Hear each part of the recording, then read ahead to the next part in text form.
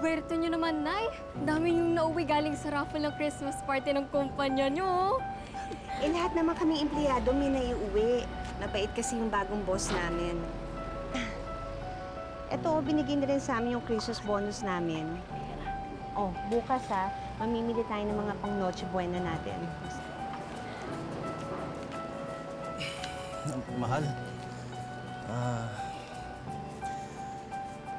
Pasensya ka na dito sa kinita ko sa maghapong pamamasada ng tricycle, ha? Hindi ko talaga kayang pantayan yung kinikita mo. Ano ka ba, mahal? Ang importante, pareho tayong kumakayod para sa pamilya natin. Hindi naman tayo nagpapaligsahan para palakihan ng kita. Oo nga. Okay. Pasok na lang. Nakita niyo? Tignan niyo, may mga bagong gamit na naman si Nancy, oh. Ano? Sinuswerte ka nga naman. Swerte, hindi swerte yan. Aba, ang tanungin mo, saan kinuha ni Nancy yung pinambili niya ng mga gamit na yan? Ano ibig mo sabihin ni Des? Aba, hindi na ako magtataka, ha? Siguro nilalandi-landi ni Nancy yung boss niya sa kumpanya, kaya ayan, nakakabili siya ng mga gamit niya kasi nga nanguhot-hot. O baka naman na-illegal yung company ng pinapasukan yan ni Nancy, di ba? Kaya ganun na sila mag-golden sa pera, di ba? Baka nga ho eh. Last week, niyabang ni Beses ko yung bagong cellphone niya. Baka swerte lang talaga. Panahon nila ngayon.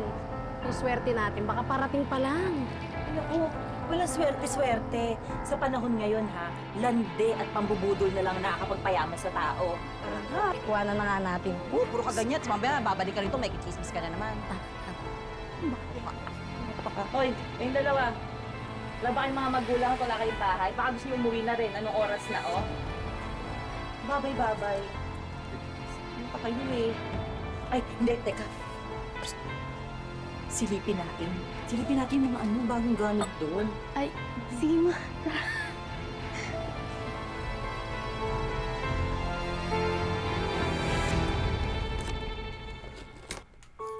Mahal, may araw pa, sinisindihan mo na yan, ha? Para maramdaman na natin yung Pasko. Nayo? Oh, nagustuhan mo ba yung binili ko sa yung damit pang Pasko? Nakuha ko yan kasi sale. Ang ganda nga po, oh. Thank you po. Welcome. Hi, Mare! Wow, may Christmas tree na kayo. Mare, tiba-tiba tayo ngayong Pasko, ah. Sinuwerte lang dun sa trabahong pinapasukan ko.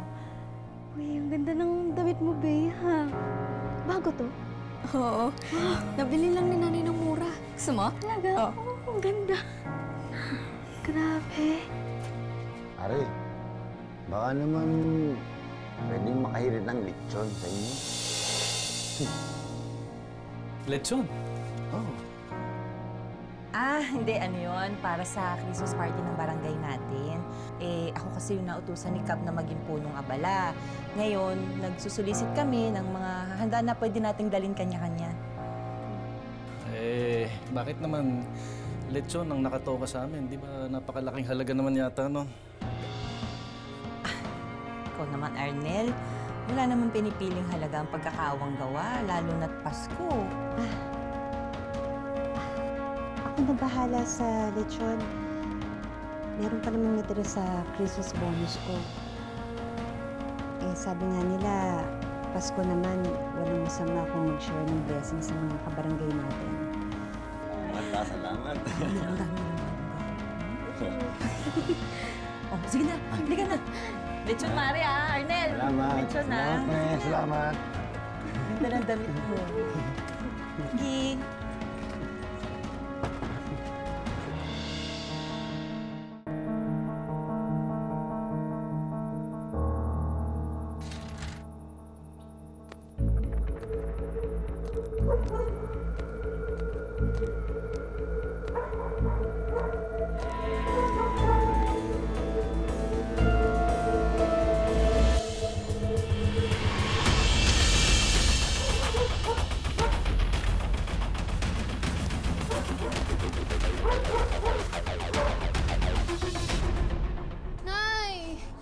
damit ko, hindi ko makita. Yung pangpasko ko, hindi ko makita. Wala dito. Andyan lang yon. Ako naglaba at nakasampay niyan. Andyan lang yan. Hanapin mo. Baka naman may kumuha sa sampayan. Hayaan nyo na ho, Nay, Tay. Marami pa naman po kong ibang damit. Ano bang nangyayari? Hindi kasi nawawala yung damit na binili ko kay Bea. Susutuin pa naman niya sa huling simbang gabi.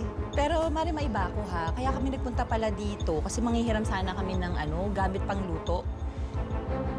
Panluto? Oo. Di ba nung nakaraan nakita ko? Dito yung ayun yun, turbo broiler. Meron kang microwave oven. Tapos meron kang pang, anong tawag yung isa? Pressure cooker. Hindi pa kasi namin nagagamit eh. Okay lang yun, Mari. Ano ka ba? At least mabinyagan na natin, di ba? Tsaka makita mo na rin kung may mga sira ba yan, kung gumagana ba. At least mapapapalitan mo pa. Sige. Pakisoli na lang pagkatapos yung gamitin. Oo naman. Sasoli ko kagad. Ikaw naman. Kunin ko na, Mari. Halika na, Mari. Dali ko. Ayun na natin. Alam mo ba, hindi akong kakagamit. Oo. Ito, kunin ko na ito. Balikan na natin. Pasok mo agad sa loob ng bahay, Yan. Mari, balikan ko na lang yung microwave, ha? Sige. Oo. Saan tayo magharapan? Dito tayo. Kaba, kapupunta.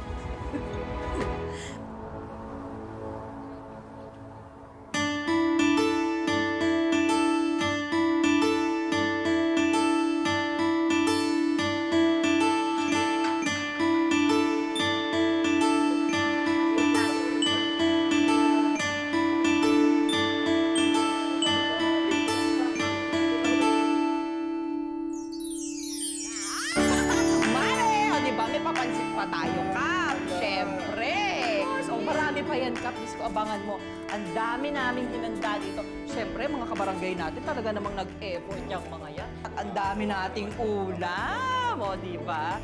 Siyempre, ay naku, Kap, hindi pa tapos yan, antayin mo, Kap. May palitsyon pa tayo. Yes! May palitsyon! Hindi, siyempre, hindi naman pwedeng ganto-ganto lang ang ating Christmas party. Kailangan bonggang-bongga tayo, di ba? Ay, pare, eto na ang lechon. Dumating na. Nandiyan na yung lechon! Nandito na ang lechon. Nandiyan na yung lechon, Martin! Ay, andito na ang lechon, oh. Pare, andito na ang lechon. Oh, huwag mo na ipasok yung sa taas, ha? Huwag mo nang iyak yan. Diyan mo na lang sa kwarto ilagay yan. Ito mo na itago. Ay, Kap. Oh, kaya na ba? Ito. Pinapapasok ko lang kasi alam niyo naman pagkakaguluhan yan sa taas, di ba? Mamaya kurot-kurotin yan doon, pagkakaguluhan. Naku, dami-daming tao doon. Makukulit din mga kasamahan natin sa barangay, di ba? Ayan, yun na yan dyan. Para marami makakain, sabay-sabay na lang tayo. Ano dala mo, Biring? Patingin nga. Bes, Tingin. pasensya na. Yan lang yung nakayanan namin. Kulang sa budget eh. Diyos ko naman, Biring. Ano ba naman yan? Kakaunti lang yung dala mong Shanghai. Sana man lang dinagdagan mo. Sa'yo lang kulang pa yan eh. Okay na yan, Bes. Alam mo, pag pinagsama-sama yung mga dala natin, marami na yan. Sakto na yan sa buong barangay. Daphne, yun yung nawawala kong damit Ikaw yung kumuha sa sampayan namin? Hoy, teka lang naman, Bea. Ano ang lagi? Kayo lang may karapatang bumili ng ganyang damit? Huwag ka naman basta-basta nagbibintang. Oo nga. Kung kahapon lang naman namin ito binili ni Mama eh. Nagkataon lang siguro na kamukha yung damit mo. Naku, Bea, ha? Masama yung ginagawa mo na mimintang ka ng kapwa mo. Hindi magandang asal yan. Magpapasko pa man din. Pasensya na po kayo. Mahal, halika na. Panik na tayo. Sige na. Mel! Tayo naman tayo dito, pare. Nagmaga parang ang dami. O hindi, tigilan mo yan. Alam mo, Arnel, marami pa kasi ako iuutos sa'yo eh.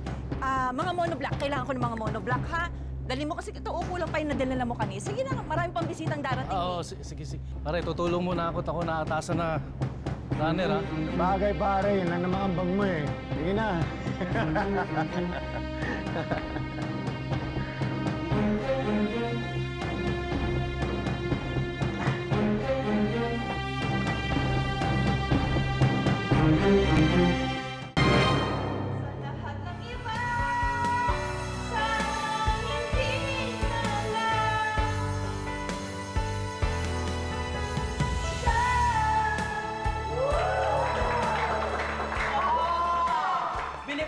ano, Kap?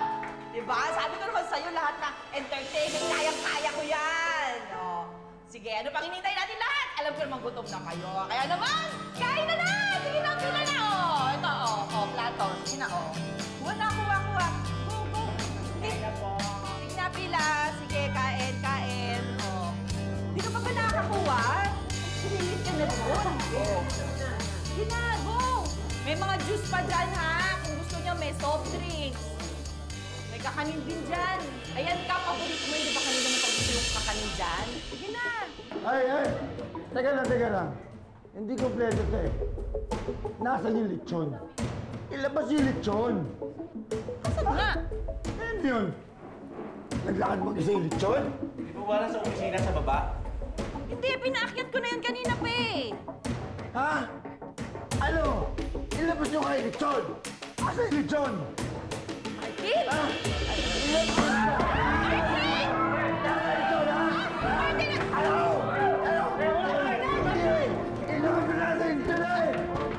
Tumigil ka nga, nakakahiya ka! Martin! Lechon! Ako na yung maliit! Sinabi natin!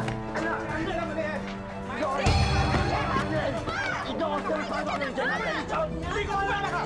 Sama ako sa ibigin! Kumalma ka! Hoy, bakit pati ako, ha? Ang kapal naman ang mukha mo! Di ba kita ng dalawang mata mo na pinasok namin sa kwarto? Bakit pagpipintahan mo ako? Kapal naman ang mukha niyo pareho kayo puro bintakero! Bakit man ito si Nancy? Ha? Nancy, siguro inuwi mo sa bahay niyo yung lechon, no? Bakit naman namin iuwi? Di ba pinangako nga namin yun? Saka pinadala nga namin dito, di ba? Ayun na nga eh. Kasi nga nagpapanggap kayo. Siguro, pinagyabang mo lang na kayang-kaya yung pamukha sa amin na kaya niyong bumili ng lechon. Pero yung totoo, paaasahin niyo naman kabarangay natin, di ba? Pagyayabang mo muna, tapos ipagdadamot mo. Ayaw mo ipatikip! Sandali, Ides. Saan nang gagaling yung panghusga mo sa amin? Hindi totoo yung sinasabi mo, Ides. Akala ko ba magpapasko masamang magbintang? Ano yung ginagawa mo?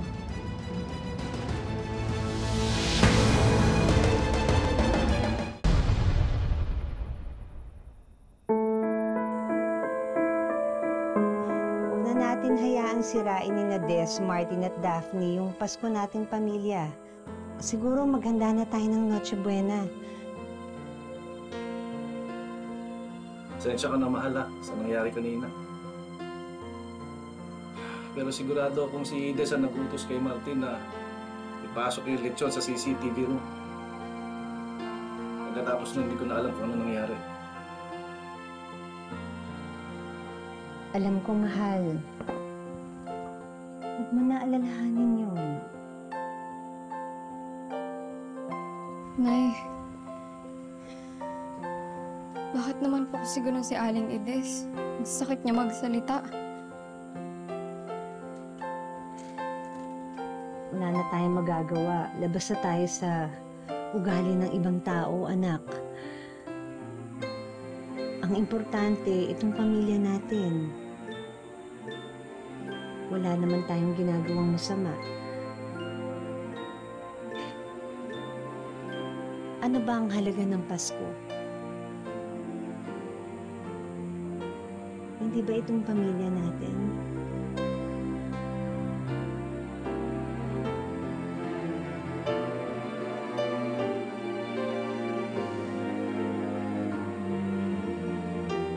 Paano po tayo magluluto, Nay? Lahat po ng gamit natin pang luto, hiniram ni Aling Ides. Oo nga pala.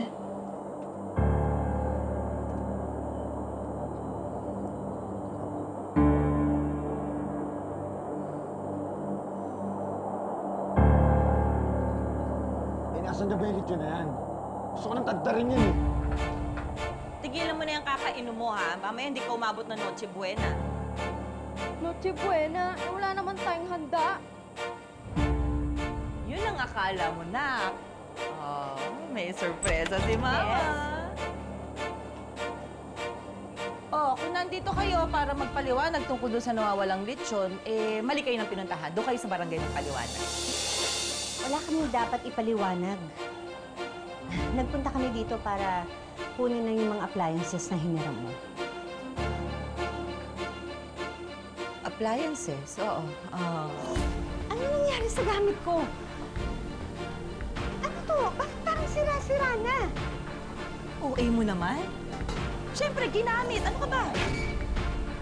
Alam mo, ikaw, kung ayaw mo palang madumihan yung mga appliances na yan, di sana hindi mo na pinahiram sa akin, umpisa pa lang. Eh, hindi ko alam kung nagdadamot ka o ano eh. Sana man lang iningatan mo. Nananadya ka ba? Ma! Ano ba? Ma, tingnan mo dito. Bakit? Ba't ang dulas dito sa kwarto ko? Parang nagmamantika. Ilusyon mo lang yan. Tumigil ka nga dyan. Matuto ka kasi maglinis ng kwarto mo eh. Nay! Tayo nagsunod dito! Nayo!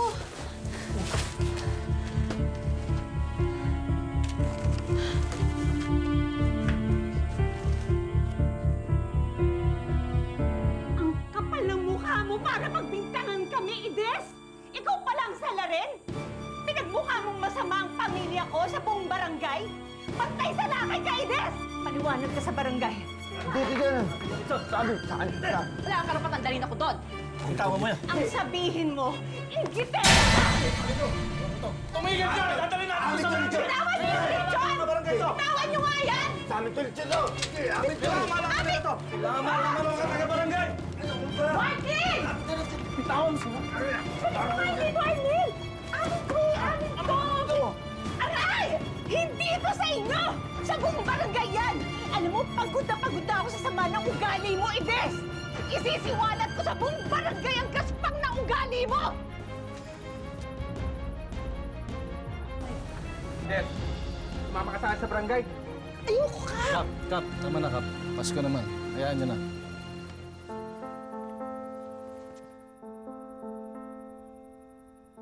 Nakakayaw pala yung Lechon. Hindi mo na sa akin sinabi. Malaking kahiyan to sa pamilya natin. Ma, nakakaya ka. Nakakahiya ako? Eh, mga wala kayong silbi eh. Mga inutil kayo. Ikaw, nagmana ka lang sa akin kasi, di ba? Ito, ninakaw mo lang itong damit na to kay Bea. At ikaw, ha? Wala kang pambili ng lechon. Wala kaya ako nang gumawa ng paraan. Puro ka inom! Di kayo, tabi!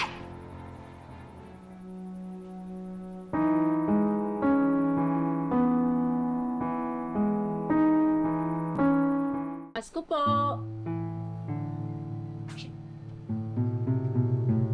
Naku, Nay, huwag kayo dyan mamasko. Sila yung mga tirador na lechon sa barangay. Sa ibang bahay na lang ho kayo mamasko. Tao po. Tawad! Gusto na paso na bumalik. Ides, Martin, Daphne, kami to. May dala kaming pagkain. Shh! Hoy! Huwag mong buksan yan, ha? Mamaya may lasong pa yung dala niyan, eh. Ma, tigilan mo na yung kadramahan mo. Gutom na ako. Pasok po kayo.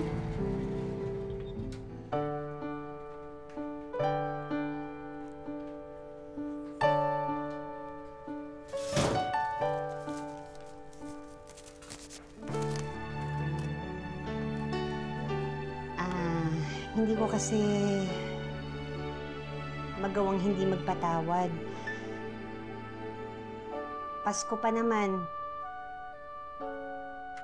Maganda siguro itama yung mga maling nagawa natin at magsimula muli.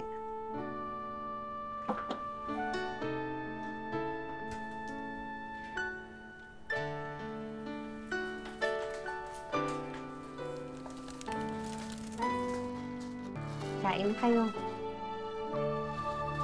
Gutom na to si Daphne.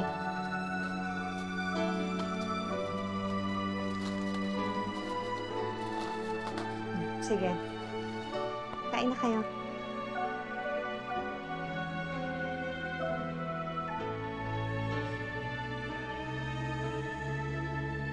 Nancy?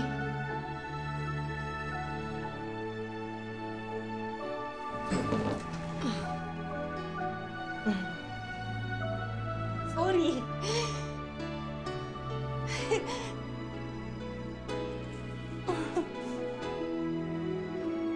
Sorry aminin ko, ingit kasi talaga ako sa'yo eh. Sobrang ingit na ingit talaga kasi hindi ko alam bakit ikaw ang swerte mo. Swerte mo sa asawa mo, sa anak mo. Kaya siguro, ganun lang. Pasensya ka na. Sorry talaga, Nancy. Wala yun.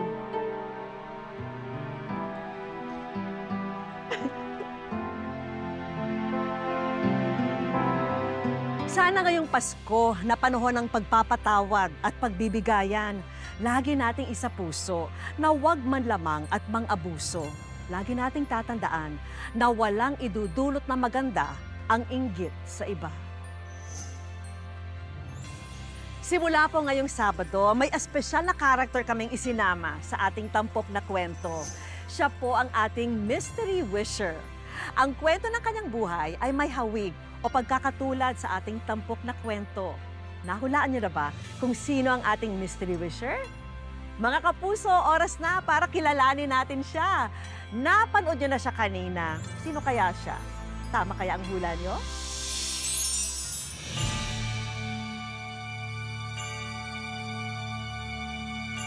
Mga kapuso, ang Mystery Wisher sa ating kwento ay walang iba kundi ang masipag na lechonero na si Wilmer.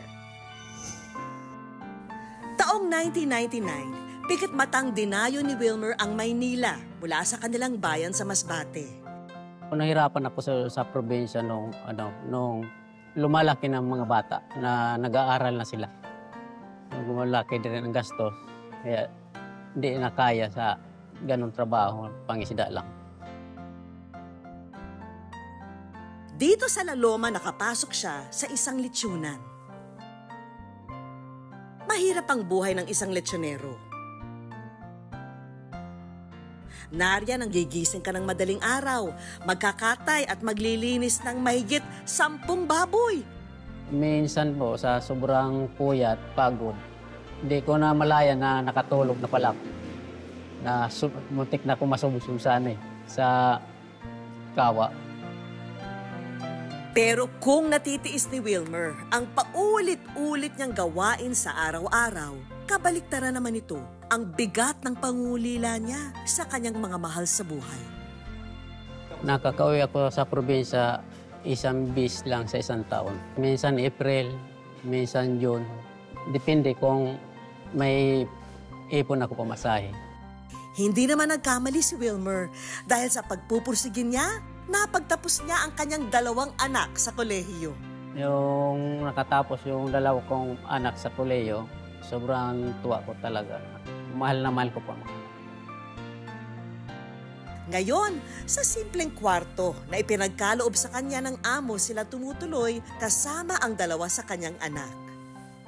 Patuloy na umaalalay si Wilmer sa mga anak niyang nagsisimulang tumayo sa sariling mga paa. Ang isa ko pong anak, bagong panganak po, may maliit.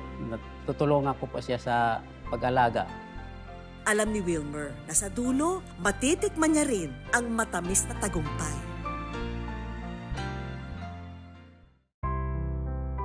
Kaya ngayon, ako naman muna ang magde-deliver ng sorpresa para sa kanya. Bakit po kayo naluluha?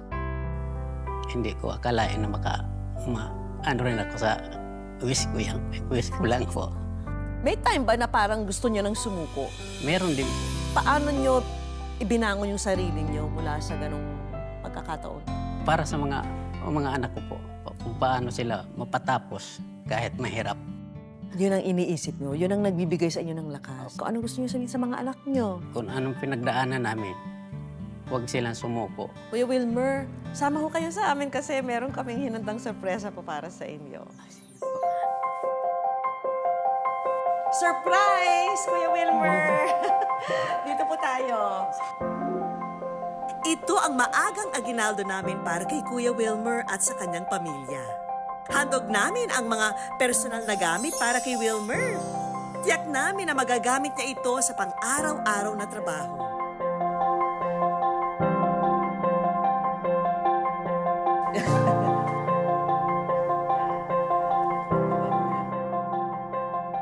Sagot na rin namin ang pang Noche Buena ng buong pamilya. At syempre, munting aginaldo mula sa aming programa. Maraming salamat talaga po. Sa inyong lahat po, sa GMA po, salamat sa wish ko lang. Mga kapuso, lagi po nating tatandaan, hanggang hindi tayo napapagod, humiling at maniwala, hindi tayo mapapagod lumaban sa buhay. Para sa iba pang mga kwentong itinampok ng Wish Ko Lang, i-follow lang ang Facebook page ng Wish Ko Lang at GMA Public Affairs. Mag-subscribe na rin sa GMA Public Affairs YouTube channel. At sa mga gustong mapagkalooban ng kanilang natatanging hiling, sumulat lamang po sa amin, Kalakip, ang maikling kwento ng inyong buhay. Ako po si Vicky Morales at ito po ang Wish Ko Lang.